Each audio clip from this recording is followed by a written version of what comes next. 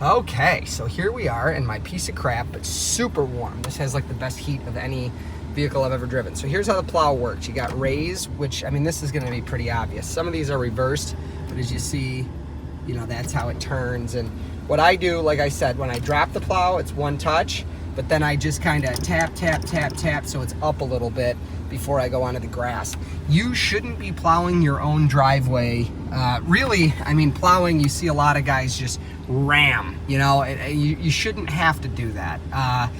You know, get a truck that's, if you're starting to do your research now, get a truck that's big enough. Like my driveway, I could do with a Jeep Liberty, or I mean, shoot, if I could probably weld a personal plow onto a Honda CR-V and be fine. Hey, let's get ridiculous. You could probably do it on a Toyota Camry with chains on the tires. And my point is, you know, you don't need all that much to plow if you're gonna ram when it gets hot and heavy. But this truck, you know, when vehicles get to this age, you know, where they're just gonna be a plow vehicle, get bigger so you could use the weight and the power of the truck to do what you gotta do. So we are going to pull up to the garage door. Always be obviously extremely careful because, you know, we're like 6,500 pounds here. Could do a lot of damage, could really hurt somebody, you know, just especially if you're, you know, four-wheel drive helps. Not with gas mileage, but definitely with plowing. So, you know, just be careful. Don't hit your own stuff. You will do a lot of damage to your grass if you're new at this, but you know what? It's better than doing damage to your heart and your back shoveling, right? Life's too short to shovel when you live somewhere that gets 120 inches of snow a year. So that's a super rare. That's that 24,000 mile crown. Pardon, we've just been cleaning out the house there. So we're gonna turn to the left. Make sure when you turn, you don't swing into your garage door. Normally I would get much closer, straight and turn as I back up, but unfortunately the garbage cans are there. So I'm gonna get about as close as I can. There we go. So now I drop my plow, put it in reverse, and as I back up, I'm gonna be turning to the left. And you'll see what I mean. So like I said, me, being that this is only 4 inches of snow, which might be blowing the minds of some of you people that, you know, live somewhere nice. Not that Rochester's not nice, it's just not great weather-wise, right? So as you see, I'm being very careful because I'm getting super close to the other truck there. I will kind of want to get in front of it a little bit. There we go. So pulling, it's kind of hard to do with you guys on the phone here. Just pulling backwards, being super, super, super careful. And like I said, I like to pull mine right to the end of the driveway. Raise the plow, I'm back in drive.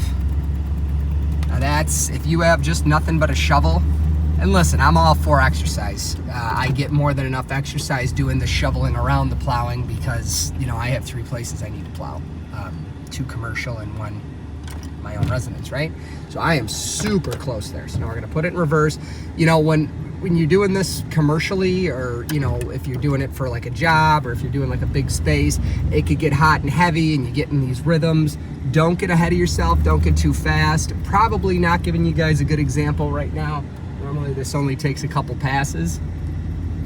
But you see that giant mountain I left in the middle of the driveway? That's called a windrow. So we don't like that. If you're doing this, you know, for people, for a profit, that's not good. You would never leave that. You never, ever, ever, ever plow where you leave those in the street. If you're doing this on a busy street, you know, come up with a different strategy so you don't keep sticking the butt of your truck out into the street. Never leave windrows. Again, that's what I just dealt with there. Never leave windrows out of a driveway across the street. I mean, forget the legal liability that if somebody was to, you know, like get in an accident because of that, which happens pretty much every time somebody does it, that you're liable, but you would not want to live with the fact that, you know, like some, you know, poor mom and kid died in a car crash because you left a mess in the street. So make sure that there is absolutely no evidence of you having plowed, you know, no windrows, no nothing. No evidence of you having plowed once you have left, you know, either your own driveway or the site. I think I'm on my grass. Again, this is really hard to do with you guys on the phone, but you know, I do think that somebody could benefit from this. You know, there's some guy or some girl out there that just sick of shoveling, that's looking into what it takes to plow, or there's some person enjoying Florida or Arizona or California weather, whatever, that is just entertained right now with their cup of coffee. And no matter which one of those you are, I do hope that you give this video a like and you subscribe. So watch, as I get close up to the front of this Tundra, you won't make much of a windrow. I like to get good and close. My brakes stick here though, right? You're not gonna make much of a windrow, until you get some snow piled up. So I'm gonna put it in reverse, and as I back up, I'm gonna turn. But if I turn too much as I back up, I'm gonna, grab the front of the truck, right? So there you go, there's that.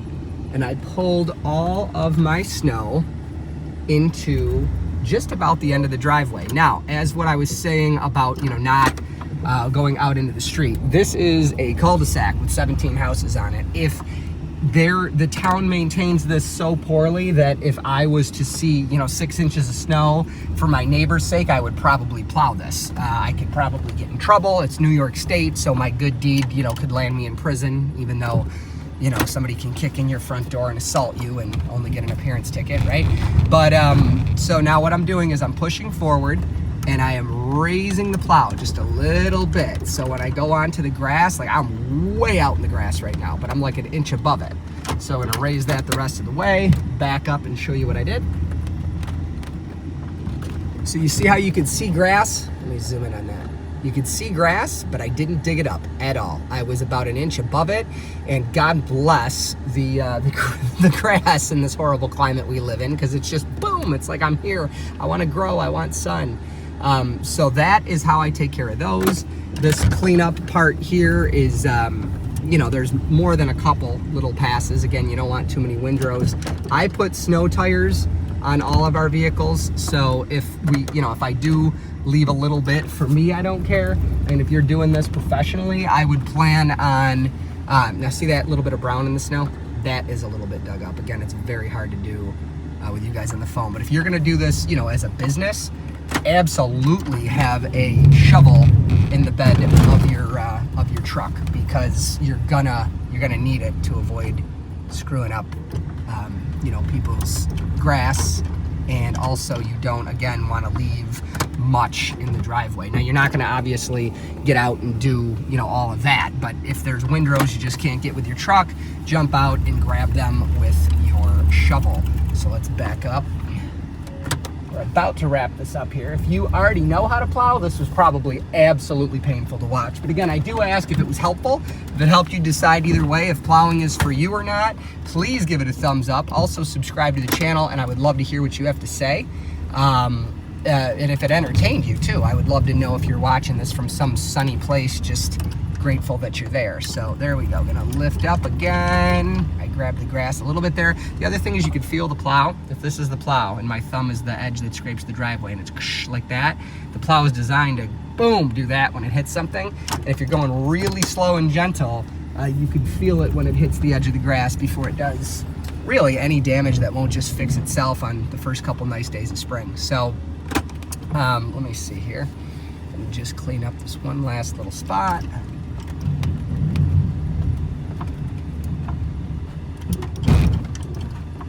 Just be careful as you get up near things, because the snow pile that you're making can also push stuff, not just your snow plow, like that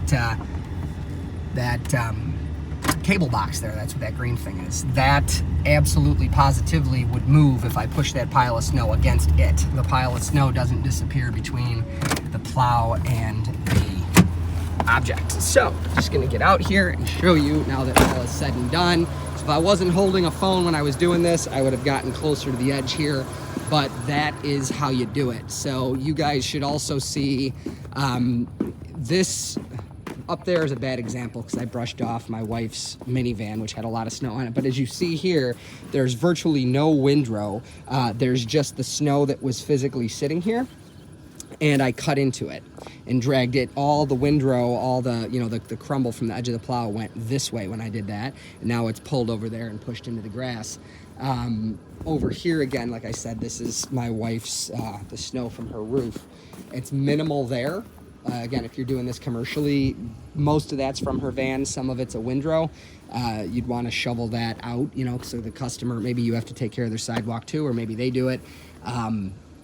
You know, you just want to make sure you're not leaving a mess, and that is how clean a back blade is. So, you know, we're car people, so that's my truck. That's that 24,000 mile JDM Crown Majesta, or excuse me, Crown Royal Saloon. Then there's a 92 Crown Majesta, an 89 diesel Camry, and a 2001 Camry or 2002 Camry convertible in there.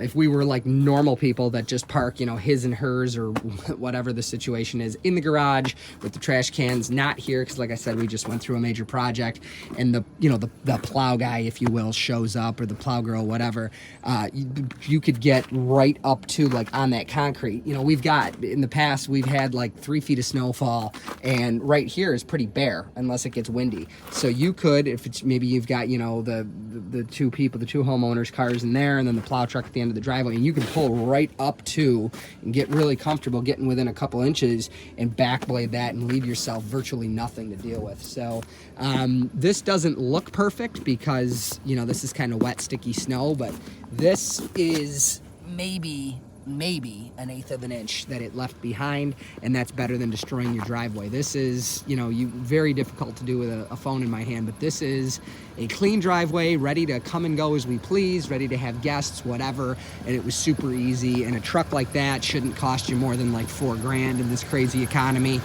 Maybe you own a half ton like that one, or like my Tundra. You could get a nice plow setup, like a nice, you know, somewhat used plow setup for probably the same 4, maybe 5 grand, but on a nice truck that you're proud of. You know, this truck I wouldn't take much farther than the gas station, unfortunately. But yeah, so I'm Drew. I hope this video was helpful. It's probably more so entertaining, but either way, please give it a thumbs up if it was, and subscribe to the channel. Thanks. God bless. Bye.